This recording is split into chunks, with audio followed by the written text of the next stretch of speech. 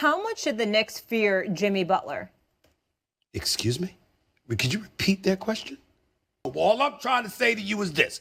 There is a reason to fear Jimmy Butler, but that will only elevate the level of focus and tenacity and commitment that is necessary to take him down. And he will go down in this series. Ball comes away. Another outlet, another catch, another touchdown slam by Jimmy Bucket. Shot clock down to 1. Butler from the baseline. Count it. Grimes trying to dunk it, and Jimmy Butler meets him right at the top. Here is Butler. Yet to score in this first quarter. Butler gets the angle and throws it down. What's that again, Stephen A? I mean, against his beloved New York Knicks, Jimmy Butler went off averaging 24.6 points, 7.2 rebounds, and 6 assists while shooting 43% from the field to make quick work of them in just 6 games. See, trash-talking Jimmy Butler on live TV will only get your favorite team into trouble. And at the end of the day, Stephen A learned his lesson the hard way and only had this to say afterward.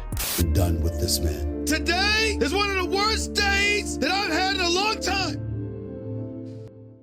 Now, more recently, Grant Williams also barked at Jimmy's ears after making a 3. But as you can see in his facial reaction, Jimmy was like, "Bruh, I'm telling ya, you don't want to do that." And so, in the next possessions, Jimmy demanded the ball and he just cooked the poor dude like roasted chicken. And Jimmy Butler is smiling about it. And then here's the contact at the ensuing play. And let's go head to head, guys. Butler just put his head down against Grant Williams and got all the way to the cup. I mean, out of all the players, why on earth would you poke someone like Jimmy Butler, especially during the playoffs? I mean, that's like having a death wish. Time and time again, we know that playoff Jimmy will show up no matter who he's up against, but some players out there still try to light a fire under him for no reason at all. I mean, take Drew Holiday's case as an example. See, before the first round matchup between the Heat and the Bucks even began, Holiday fired some shots in an interview saying that although the Heat had a pretty solid lineup, they still had more talent than them. Anyways, Jimmy was probably aware when Drew said those words, and in the back of his mind, I'm pretty sure that Jimmy was like, "Say what? Say what? Say what? Say what? Say what? What? Now, Drew is a tough competitor and is one of the best perimeter defenders, so he can kind of talk. But as much as Drew has his credentials, so does Jimmy. And in this particular beef, Jimmy literally destroyed the rest of the Bucks simply because he didn't like what Drew said. Throughout the 5 games, Butler averaged 37.6 points, 6 rebounds, and 4.8 assists, while shooting at 60% and 44.4% splits from the field and distance. Playoff Jimmy was so mad at Drew that in Game 2, he dropped a playoff high of 56 points to send a major statement.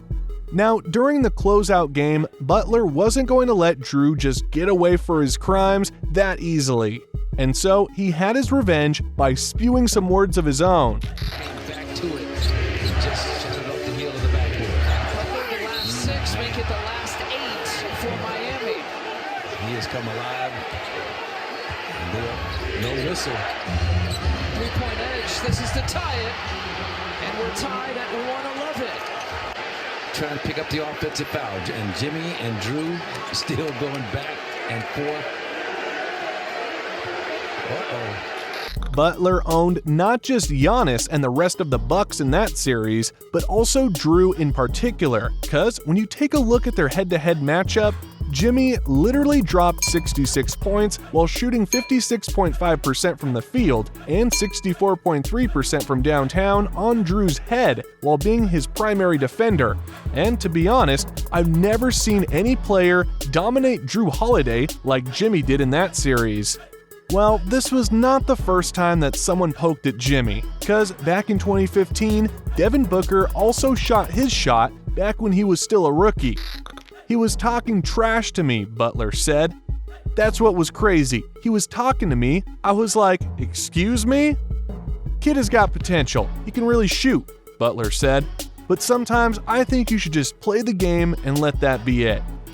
Right after one of their matchups in the 2015 season, Butler said in the postgame that Booker was up in his ears the entire game talking trash to him. Now, I understand why Booker did what he did. I mean, he was just trying to act tough and compete really hard since he's the new kid on the block. You know, typical rookie stuff. But the part that he didn't realize was this was the time when Butler got his Jimmy Buckets nickname because he was already emerging as a superstar for the Bulls at this point. And during that game, Butler took the rookie to school to prove that he's not the type of guy that he should be messing with. Success last year. Butler again gets Booker off his feet, hits! And after teaching him a lesson, Butler lived up to his nickname by dropping bucket after bucket. 7 of 19 shooting. He'll put it on the deck, kiss it home. 7 in the fourth for Butler. Butler, step back, long two, it's gone! Working around to Butler on the right side, his three is there! Butler with 30! Jimmy scored 14 points in the last 12 minutes to end up with 32 points that night to teach Booker a thing or two about respect. Now, fast forward to this season. It seems that Booker still hasn't learned his lesson, and during their season matchup, he dropped a bucket on him and was like asking for it. Caught the finger in the eye. Book raising up over the fender. Gets the finish. He's smiling because he loves the fact that he got that on Jimmy Butler. The game went down to the wire in the final seconds with the Suns down by 1. And even though Butler failed to stop him earlier, he made sure that D-Book wouldn't be having the last laugh by locking him up during the last possession of the ball game. 7 seconds here. Book on the drive, raising up off the elbow. Blocked by Butler. Turning, firing for the win. No! Anyways, Jimmy Butler built a ton of beef with a lot of players throughout his playing career. And because of his ultra-competitive nature, there were quite a few times that he clashed with his teammates as well. Butler didn't like some of the guys' lack of professionalism. Jimmy and then Timberwolves head coach Tom Thibodeau had long talks about how to deal with it. When Butler realized it was unsolvable, he lashed out at the organization. His clock was ticking on his prime and didn't want to waste it and forced his way out. Tommy was telling him to have patience, see it through. See, after a disappointing first-round exit against the Rockets in the 2018 playoffs, Jimmy called out his T-Wolves teammates the following season for their lack of professionalism and not having enough grit to win ball games. Now, Butler eventually took his frustrations to the front office by demanding a trade, and a month later, Jimmy came back for training camp. Then, while he was having a friendly conversation with then head coach Tom Thibodeau, we're literally just talking, and then someone says, "You're gonna practice." Now, first of all, I have a for real problem with authority. When somebody's telling me what to do as a grown man, I have a problem with it. So now you done lit the match, but ain't nothing on fire yet. You just lit the match. This person goes, "No, you're gonna play with the starters." There you go, you did got me now. No, I'm not. I'm gonna play with the third stringers, now what? I'm telling them I don't think it's a good idea to do it, because I know whenever I go in there, I'm trying to basically just prove a point. Jimmy said that somebody shouted at him saying, "You're gonna practice." Now, he got so angry being interrupted like that he just snapped, and when he was asked to play with the starters in a scrimmage, he instead chose to play with the third stringers just to prove a point.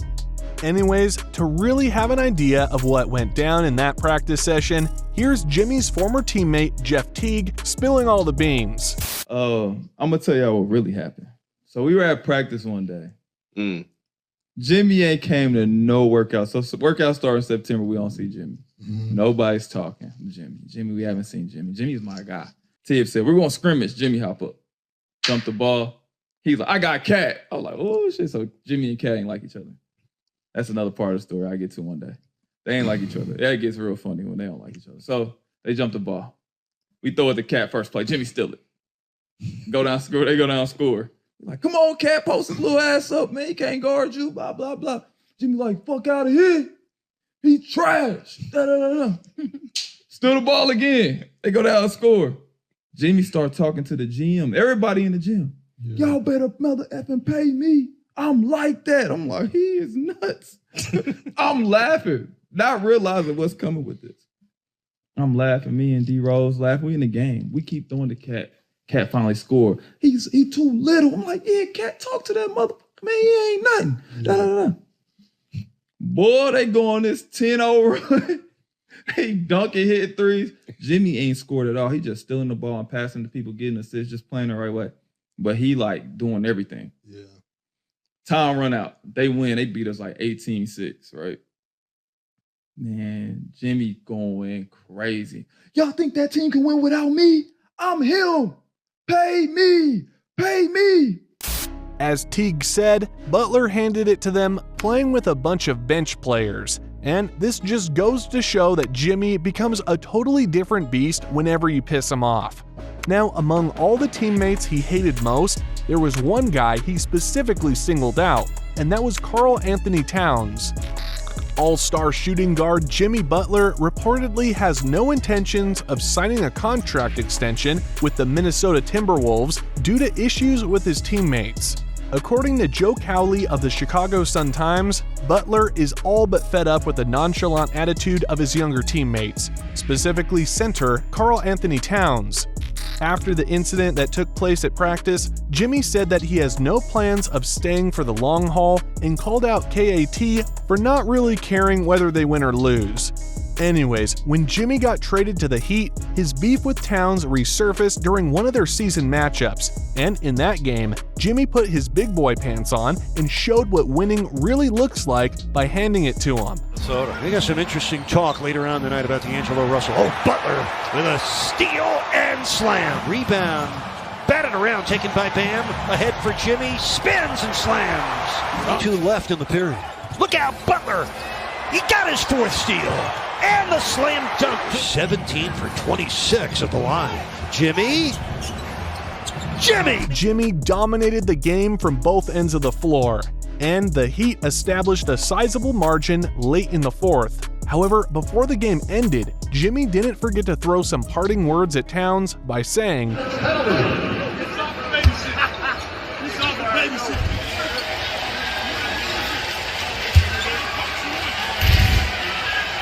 Adebayo going to the line where he's 1 of 2 tonight. Miami 16 of 23. Jimmy Butler and Karl Anthony Towns are really going at it. When the final buzzer sounded, Butler had 25 points, 8 rebounds, 6 assists, and 5 steals to carry the Heat to a win, 121-112, settling his beef with Karl Anthony Towns once and for all. Now, speaking of beef, Jimmy said that there was one time that LeBron got up in his grill and talked some smack at him, specifically during Game 3 of the 2020 Finals inside the bubble. For me personally, as long as it doesn't get disrespectful, I'm fine with it, he said per Silver Screen and Roll's Harrison Fagan. But I've never really started up a trash-talking dialogue. That's just not me. I believe the way I play the game is enough trash-talking in itself. Now, in his defense, LeBron said that he wasn't the type of guy who's going to initiate trash talking. However, after scouring the internet for evidence, I accidentally found this clip.